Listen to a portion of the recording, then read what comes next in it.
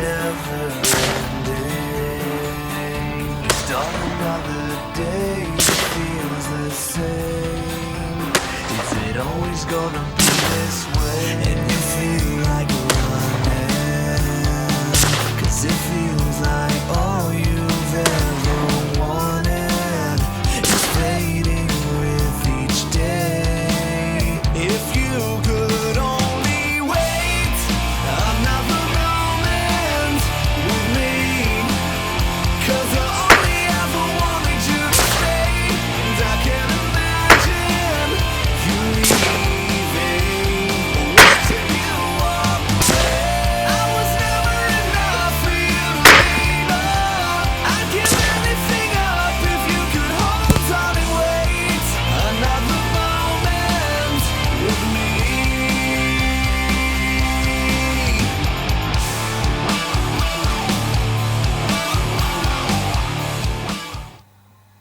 Hey guys, and welcome to Aussie Reviews. Well, today I'm checking out the Ruger 77/17, which is naturally a rifle chambered in 17 WSM or Winchester Super Magnum. Now this rifle, honestly, I've been pretty excited to get it and test it out because the 17 WSM calibre is fairly recent onto the market and it's very, very new here to Australia anyway. So let me go ahead, I'll just clear the rifle. As you can see, there's nothing in it there. And I'll show you quickly what it comes with. We've got the Ruger lock, and there's also the instruction manual as well. It's got an insert here for the Ruger 77/17 and just tells you a little bit more about it, some spare parts, and there's a bit of propaganda material in there, just sales stuff and so forth. So pretty standard on most Ruger rifles, and as most of you know, I've got a fair few Ruger rifles, but it's all pretty similar with the stuff that it comes with. So let me touch basically on the 17 WSM as a calibre. Now, a lot of you might be thinking, well, you know, is it much more than, you know, the 17 HMR, and what's the advantages of it and all this sort of thing? Well, look, basically it's based off a 27 calibre nail gun case. So what's the benefit of that? Well, there's thicker walls than what you've got over the 22 Magnum and the 17 HMR cases, so obviously it can handle higher pressures. So higher pressures, more velocity, and you can obviously get out a lot further onto game and different varmints than what you can with the 22 Magnum or the 17 HMR. Surprisingly enough, guys, when you have a look at it, like if you look at either the 20 grain or the 25 grain, and they're the two weights that the 17 WSM comes in, at this stage anyway, if you have a look at the ballistics this thing does at 200 yards, okay, it's hitting, depending on which one you're using. So if you're using, for example, a Hornady 20 grain VMAX out of the 17 WSM, it's hitting at about 188 foot-pounds. If you use a Winchester 25 grain, okay, it's about 199 foot-pounds. Now it's hitting almost 3 times the power of a 17 HMR at that distance. You know, I mean, that's a phenomenal increase. And when you look at it, I was really shocked to actually look at the stats on this. When you take a look at the 22 Hornet loaded with the 35 grain VMAX, this actual calibre is doing the same at 200 yards as what that 22 Hornet with a 35 grain VMAX is. I mean, that is pretty impressive out of a rimfire cartridge, isn't it? So anyhow, guys, let me show you all around the rifle. That was the quick history lesson. So let's have a look at it up close here. So you can see it's a really nice American walnut finish. And you can actually see that, look, even though it's a stainless, it's actually a matte stainless finish, which I really do like, because obviously you're not going to have the reflection issues out in the field that you would with a, you know, highly polished stainless steel finish. Now, being Ruger, comes free, or sorry, I should say it comes with free rings. Okay, so I've put the Redfield Revolution 4-12 by 40 scope with the AccuRange reticle on top. Now, why I chose that is because obviously, let's face it, this rifle is really a varmint rifle. So I wanted something with a bit of magnification there, and then also as well something that I can really test out the various different ammo with. So if you want one of these scopes, they're roughly about $500 retail, around there, or plus or minus maybe $50 or something like that. Obviously they are made in the States, so like anything at the moment, it really depends on what our Australian dollar is doing. So if you get a good exchange rate, then obviously you can get the scope a little bit cheaper. Time tested. The Ruger 77 action here reminds me a lot of the old Mauser action. You know, it's a bit clunky, but I tell you what, geez, isn't it, you know, tough and reliable. Now the bolter's got a 90 degree throw on the Ruger 77, so it's not like the Ruger Americans, which obviously have a shorter throw. Look, it's something that I don't really overly like, because when you look at it, when it comes up, it is fairly close to the optic. That would probably be my only negative about the Ruger 77 design in general. However, look, it doesn't cause a lot of issues on a lot of rifles, depending on, you know, what size optic you've got on top. But you do get used to it. But that's just me. Look, some of you guys might be thinking, Aussie, you know, what the hell are you talking about? I've never had any problem with this sort of, thing with a Ruger 77. But look, each to our own. So it's a 3-position safety. So at the moment, the safety's off. If you move it all the way back, it completely locks the action, okay? So you can't lift the bolt, okay? You can't cycle the action, and naturally, you can't pull the trigger, okay? Now, if you move it 1 click forward, still can't fire it. However, you can cycle the action, okay? So it's safe, but you could still load some ammunition in it or whatever out in the field. Then obviously, if you go all the way forward, then you can actually fire it from there, okay?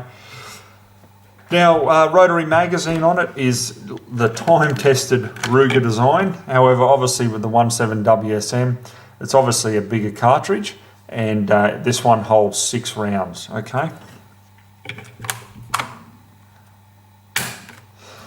Now let's take a look at the barrel here, guys. It obviously is a heavy barrel, okay? It's a 24-inch or 61 centimetre barrel. It's in that matte stainless finish. And it's actually cold hammer forged steel. So look, very well made, the Ruger barrels. I've used a lot of Ruger firearms and they just seem to get it right. And I've got a lot of expectations with this rifle. It's actually a 1 in 9 inch twist, okay? And they recommend that 1 in 9 inch is probably the best for the 17 caliber when you're using sort of 20-25 grain projectiles. So we'll certainly see when we get out and get it sighted in. Now, being a varmint rifle, it's not going to be lightweight, is it? So it's 7.5 pounds bare, or 3.4 kilo, okay? So when you put a scope on top of it, I've also thrown front here a Harris bipod on, because obviously being a varmint rifle, the majority of it I'm going to be shooting, sort of lying prone or, sitting at a bench or something like that. So, it's not a rifle that I would definitely be just walking around in the field with. The other Ruger 77 models that are out in 22 Magnum and 17 HMR obviously have those lighter sporter types. But however, this is the only one at the time of doing this review from Ruger that's available in the 17 WSM. If you want to grab one of these rifles, guys, they cost about $1,500 retail. Look, once again, plus or minus $50, $100. It really depends on where you're located in Australia and who you're buying it from, and also what the exchange rate is at the time. So, I mean, I remember getting Ruger 77s, like I got that 22 Magnum of mine, I think it was just under $1,000 when we were on parity. Really good, but obviously, the exchange rate affects us here in Australia because the majority of the stuff we get is from the States. But still, $1,500, very well made. So, if you're interested in the caliber, for me personally, I didn't want to go down the Savage line.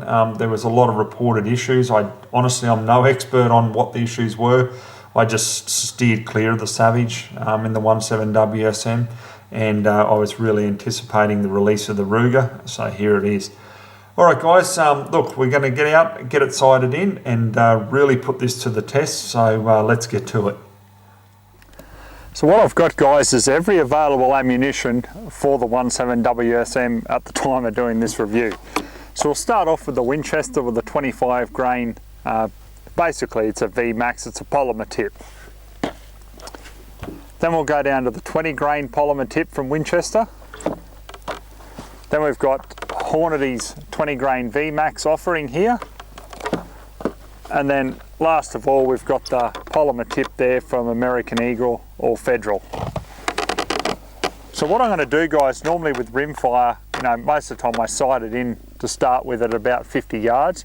But because really, honestly, you're getting the low end of centerfire ballistics with this cartridge, I'm just going to go straight out to 100 yards with it, okay, and see how we go. So it'll be just 5-shot groups, even though it holds 6 rounds, the magazine. We'll just do 5-shot groups there at 100 and see which ammunition proves to be the best.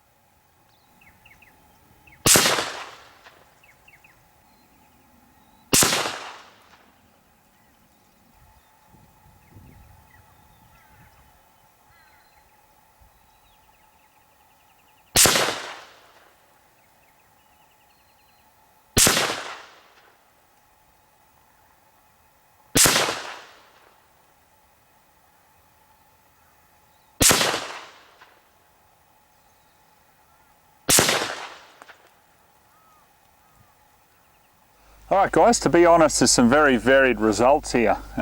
We've got pretty much perfect conditions, and to be quite honest, I expected a lot better.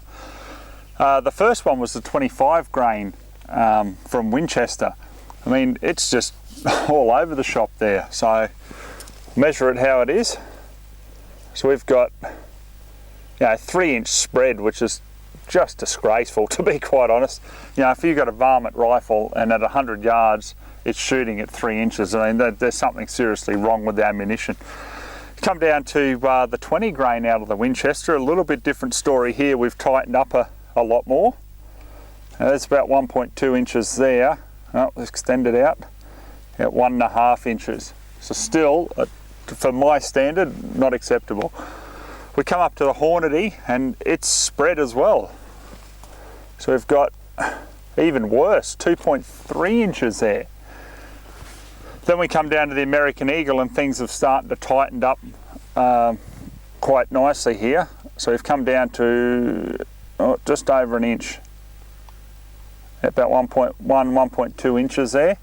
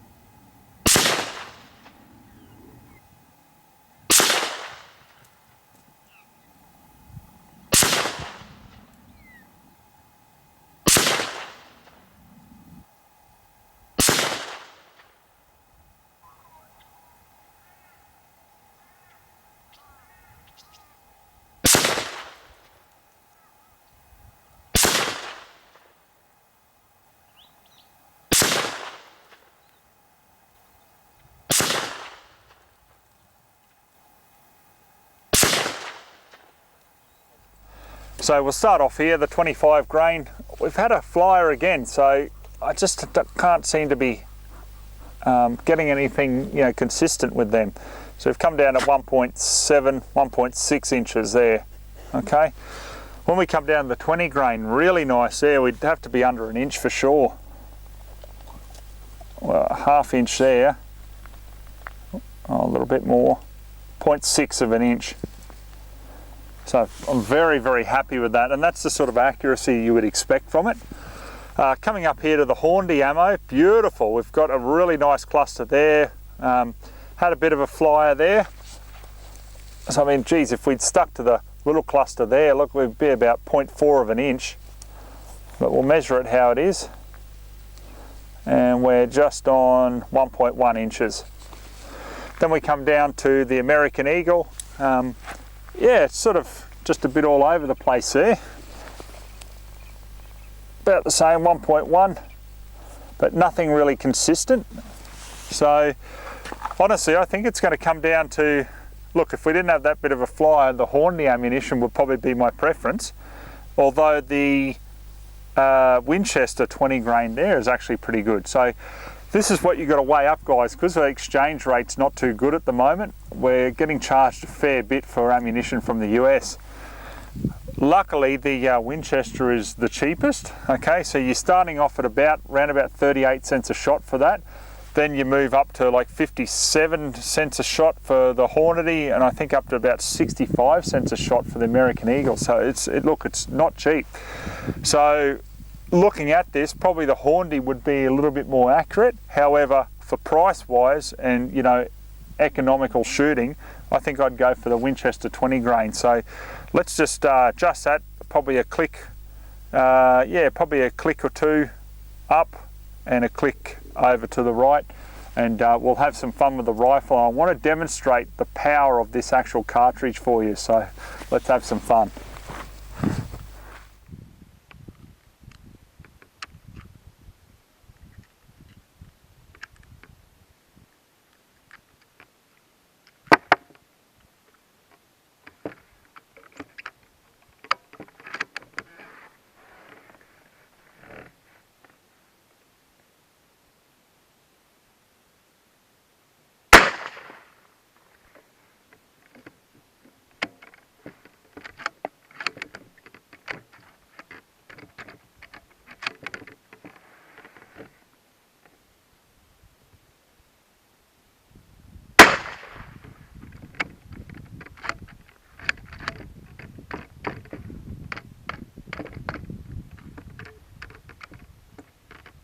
Having problems with this magazine. It's just not, as you can see here, it's just not pushing the next round up. You tap it down, sort of like something's obstructing it.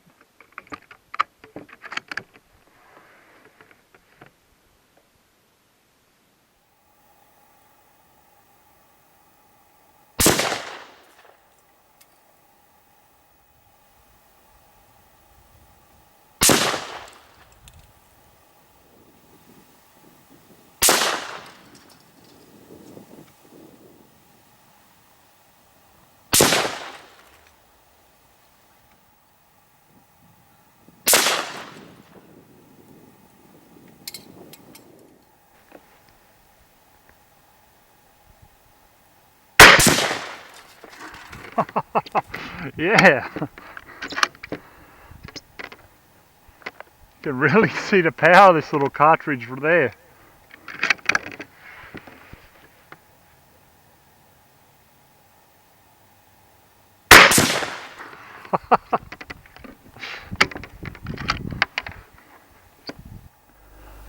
Alright guys, I'll finish up with my final thoughts on the Ruger 7717 WSM. Now, first of all, the trigger is pretty heavy on these. Like most Rugers, I mean, I absolutely love Rugers in general, but their triggers always seem to come very heavy. So I definitely recommend looking at an aftermarket trigger or lightening it, you know, perhaps with a Timney sear or something like that. The magazine, guys, I'm just not having a good run with magazines of late when I do reviews, am I? This is just sticking for some reason, so that's one of the reasons why, you know, you really should buy heaps of magazines because they can fail at any time. However, in saying that, I've never really had a Ruger 77 mag fail on me, so I'm sure that this will be fixed, you know, easy enough. Overall feel of the rifle is really nice. I mean, I just enjoy it. I like the varmint style rifles. However, I would like to see one of these come out like the rest of the Ruger 77s and have that option of the more sporter, lightweight walkabout rifle. I mean, that would be great in 17 WSM in my view. But apart from that, guys, look, you've seen the rifle. Great little scope, the Redfield scope. That obviously didn't fail me. It was right on each time, very clear, and overall just a nice rifle package. So it's a lot of confusion out there about the 17 WSM. You know, a lot of people think, should I go for it or shouldn't I go for it? My advice is, if you like the cartridge, go for it.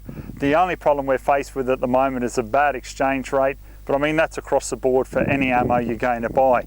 If we got back up on parity, we'd see that ammo price come down within the 20 cents a shot range, which would be, you know, just fantastic for what it delivers.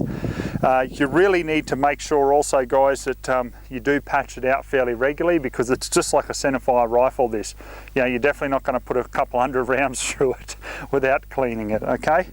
All right, guys, that's my honest opinion on it, and I hope you enjoy the review. So till next time, we'll catch you then.